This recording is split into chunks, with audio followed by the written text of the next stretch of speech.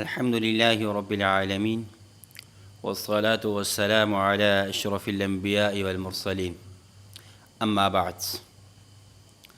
هذه الحلقة التاسعة من شرح العقيدة الطحاوية،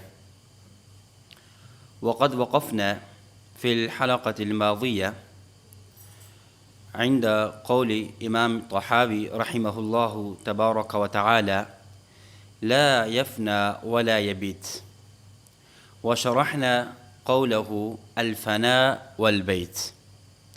والآن نبدأ قوله رحمه الله تبارك وتعالى: ولا يكون إلا ما يريد. لم يزل إمام الطحاوي رحمه الله تبارك وتعالى ببيان صفات الله تبارك وتعالى، فبين صفة من صفات الله تعالى: ولا يكون إلا ما يريد.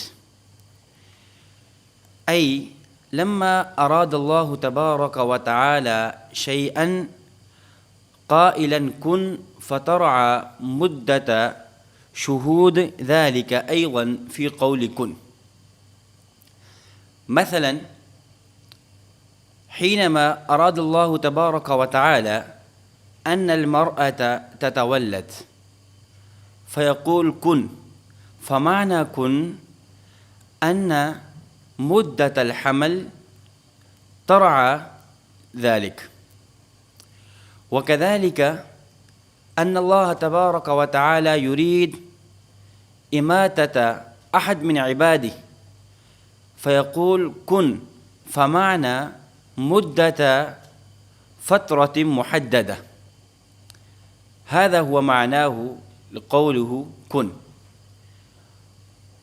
فأضرب لكم مثلا ما أحسن قال أشرف علي التانبي رحمه الله تعالى الملقب بحكيم الأمة، فيقول: لا يجوز أن يضرب لله تبارك وتعالى مثلا، لكنني أضرب مثلا تعقل وفهم هذه المسألة، لأن الفهم وإدراك هذه المسألة بدون المثال لا يمكن، فلذا أضرب.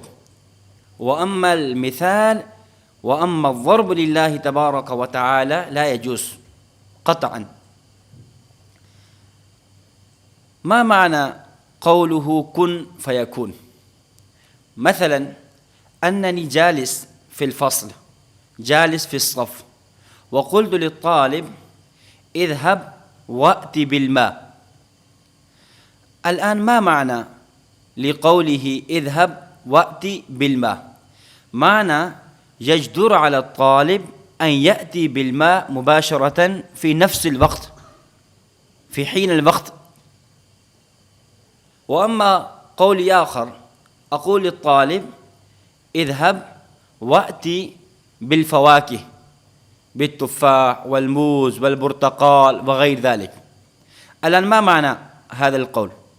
معنى هذا القول على الطالب أن يأتي بالفواكه بعد نهاية الحصة، بعد نهاية الدرس، بعد نهاية الفصل.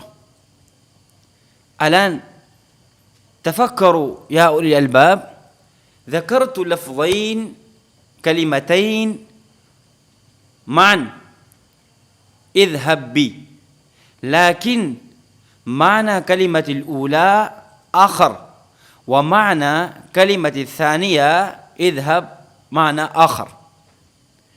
كذلك يقول الله تبارك وتعالى: ولا يكون إلا من يريد، يقول كن فيكون.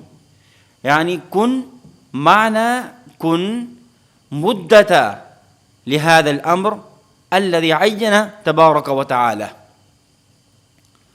قال الله تبارك وتعالى: إنما أمره إذا أراد شيئا أن يقول له كن فيكون.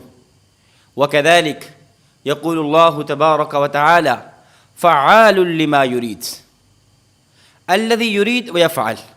لا مانع ولا معجزة لله تبارك وتعالى. نسأل الله تعالى أن يوفقنا فهم العقيدة الصحيحة المستقيمة، ونسأل الله تبارك وتعالى أن يوفقنا كل ما يرضى.